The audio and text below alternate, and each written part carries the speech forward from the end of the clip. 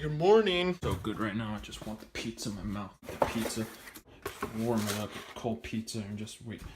What? What the heck? I got like a really good card. Actually, it sucks, but this is a good opportunity to talk about Magic. So, here we go.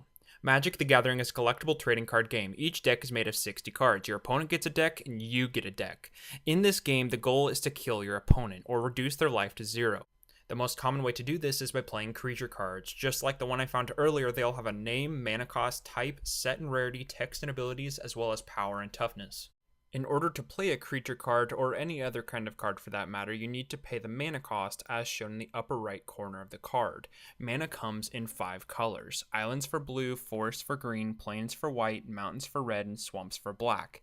In addition to these 5 colors of mana, lands also have a type as well as set and rarity, just like the creature cards do.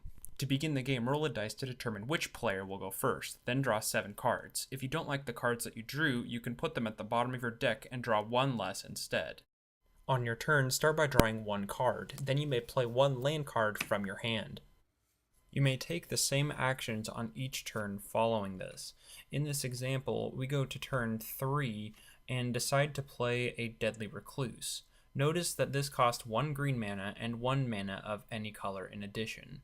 So to pay this cost, we tap the forest, tap the plains, and then set the card from our hand onto the battlefield and spend the mana to play the card. In Magic, cards are called spells, so when you play a card from your hand, it's called casting a spell. Additionally, when you tap a land or any other card on the battlefield, it just means that you turn it 90 degrees, and essentially is the same as activating the card's ability. Now we need to talk about the different parts of a turn. Each turn is actually very structured and includes 5 phases. The first is the beginning phase, which has an untap step, an upkeep step, and a draw step. We've already covered these previously. The next phase is the main phase. In this phase, you're able to play creatures, spend your mana any way you want to play spells out of your hand. Next is the combat phase. You start off with your declare attacker step, so when I swing in with this Deadly Recluse, it has the possibility to deal 1 damage to my opponent as it has 1 power.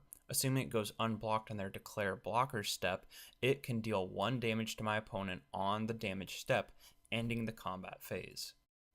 This brings you to your second main phase, which is identical to your first main phase, and finally your end phase to finish your turn. As you may have noticed, there are different locations in the game. There's your hand, the battlefield, your deck, your discard pile, and your exile pile. So far, we've only talked about land and creature cards, but there are actually a lot of other kinds of cards we need to discuss. Instant cards can be cast at any time. Just pay the cost at the top of the card like usual, and then follow the effect that's stated on the card. Sorcery cards are identical, except they can only be cast on your main phase. Discard instants and sorceries once they are used. Enchantments and artifacts are both permanents, meaning that they stay on the battlefield once they are cast. Enchantments also have a subtype called an aura, meaning that they enchant another permanent to give it a specific effect. Artifacts and enchantments can also both provide global effects. Artifacts have a subtype called an equipment that require you to pay the equipped cost to attach it to a creature.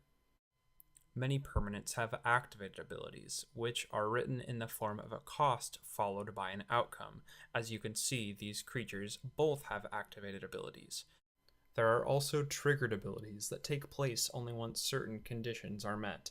And finally, keyword abilities. These come in all shapes and sizes. It's best to just follow the directions written on the card in each individual instance. In summary, this video is by no means exhaustive. Magic the Gathering has an immersive history, and there are many rules and aspects to the game that simply cannot be covered in 5 minutes. Thank you for watching, and feel free to check back for future content.